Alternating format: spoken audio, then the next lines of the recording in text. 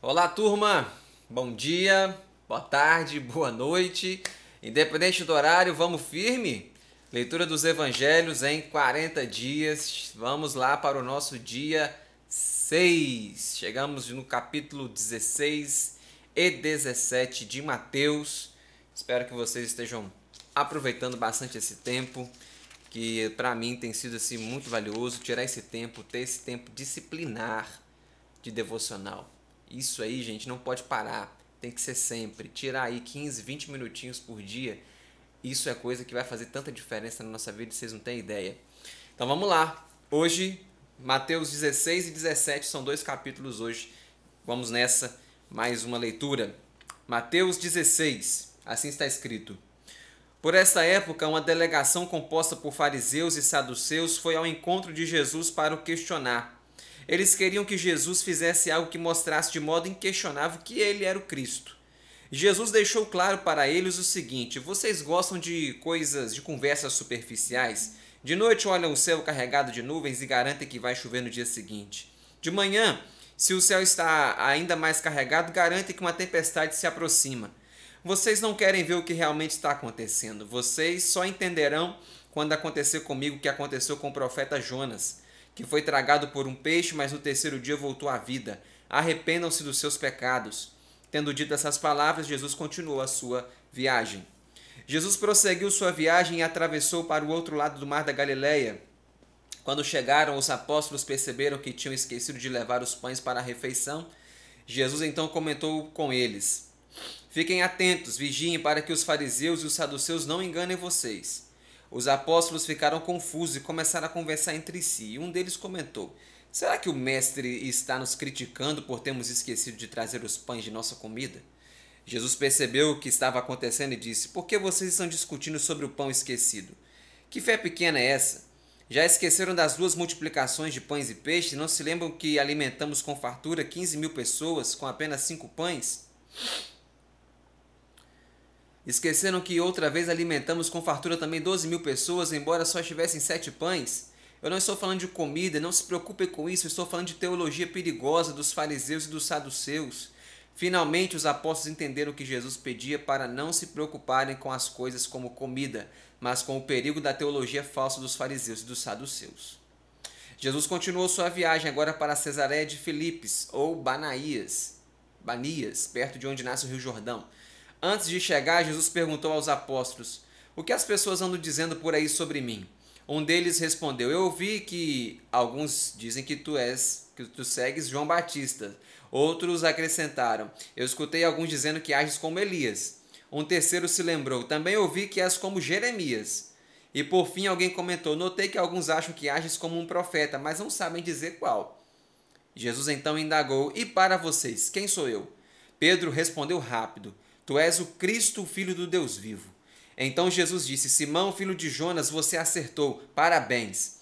Na verdade, você não disse isso a partir dos seus próprios conhecimentos, mas por inspiração do meu Pai Celeste. Por isso vou dizer-lhe mais: Pedro, como seu nome diz, você é uma rocha. Conto com você para liderar a minha igreja quando ela surgir. Minha igreja será vitoriosa e ninguém a derrotará. Você vai liderá-la. Jesus concluiu: será imensa a responsabilidade da igreja, porque por intermédio dela as pessoas entrarão nos céus ou ficarão de fora dele. Ela não pode falhar. Tendo dito essas palavras, Jesus determinou aos apóstolos que não revelassem a nenhuma outra pessoa que ele era o Cristo. A partir dessa declaração de Pedro, Jesus passou a contar aos apóstolos que precisava ir para Jerusalém, onde sofreria nas mãos dos líderes do povo, dos sacerdotes e dos teólogos. Ele disse ainda que seria morto, mas também ressuscitaria no terceiro dia. Pedro não se conteve. Como chamou Jesus para uma conversa reservada e falou: mestre, o nosso Deus não vai permitir uma tragédia dessa. Nada disso que você está dizendo vai acontecer com você. Jesus foi duro com Pedro. Fora daqui, Satanás! Você está querendo me desviar da minha missão? Você nada sabe das coisas do Deus eterno? Você pensa errado porque pensa como todo mundo pensa. Depois Jesus continuou falando a todos: quem deseja ser meu seguidor precisa saber como será a sua vida. Quem quer me seguir tem que, antes de tudo, entender que não terá mais o controle da sua vida, que passará a ser meu. Ser meu seguidor implica em sofrimento diário, mas é assim que vale a pena viver. Não adianta uma pessoa ter dinheiro e fama se não sabe para que vive. Jesus disse ainda mais: todos aqueles que me seguem terão a honra de ser recebidos por mim, quando o mundo acabar e o Deus eterno mostrar que sempre esteve no comando de tudo. E Jesus acrescentou: eu garanto que quando eu morrer e ressuscitar, alguns estarão aqui e me verão voltar para o céu. Mateus capítulo 17. Uma semana depois desses ensinos, Jesus destacou 3 dos apóstolos para subirem com ele a um monte bem elevado. A equipe escolhida era formada por Pedro e também por Tiago e João, que eram irmãos. Ali no monte, os apóstolos tiveram uma visão.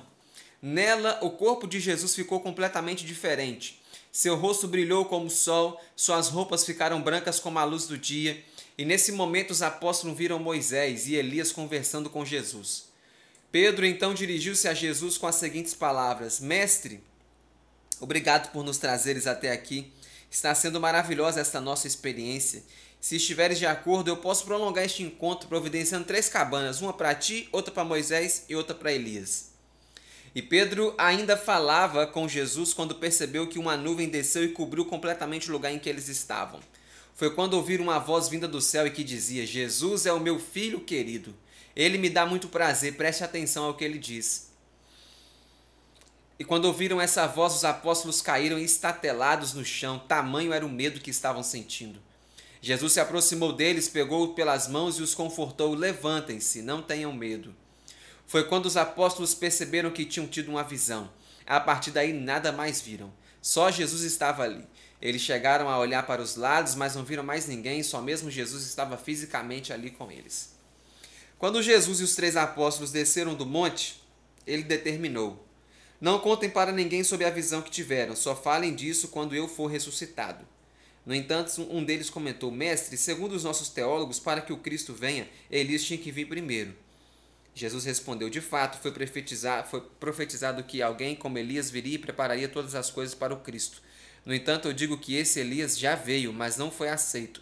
Antes, fizeram o que fizeram com ele, como vocês bem sabem.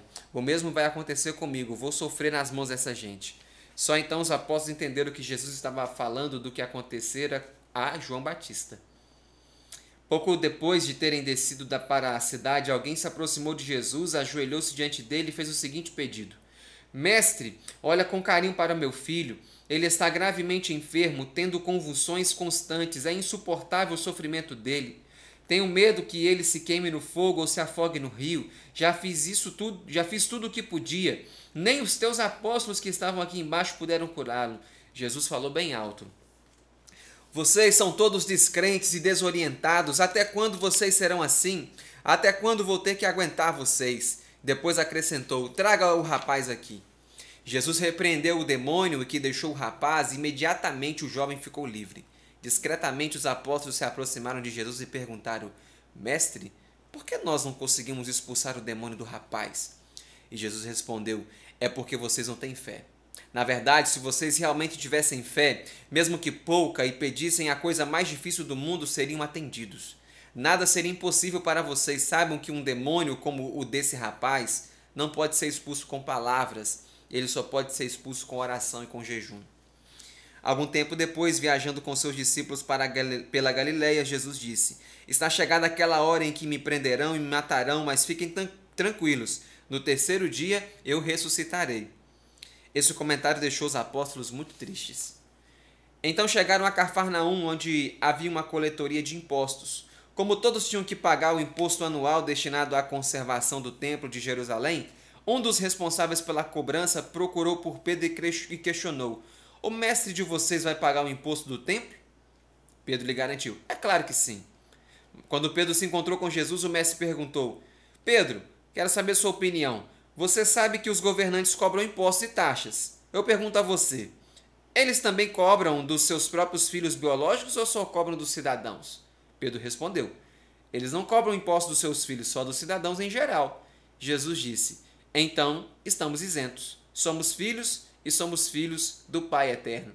Depois Jesus complementou: Pedro, não vamos ofender essa gente. Faça o seguinte: pegue o seu anzol e vai pescar no mar da Galileia, puxa o primeiro peixe que fisgar, abra o peixe e você encontrará uma moeda.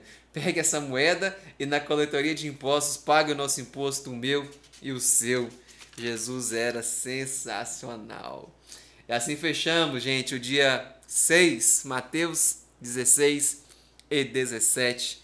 Jesus começou a falar para os discípulos que ele estava indo para Jerusalém, que chegaria então a sua morte e a sua ressurreição. Lá na frente a gente vai ver. Então os discípulos se lembraram do que ele havia dito, que ele ia ressuscitar no terceiro dia. Isso é conversa para outro dia. Que Deus abençoe a sua vida. Vamos firmes. Amanhã, dia 7, caminharemos Mateus 18 e 19. Daqui para frente a gente vai pegar aí o dia 6, 7, 8, 9, 10, 2 capítulos por dia, até o capítulo 12. Aí só depois lá em Marcos a gente retoma com 3 capítulos por dia. Então é isso. Deus abençoe vocês. Ótimo dia. Até a próxima. Até lá.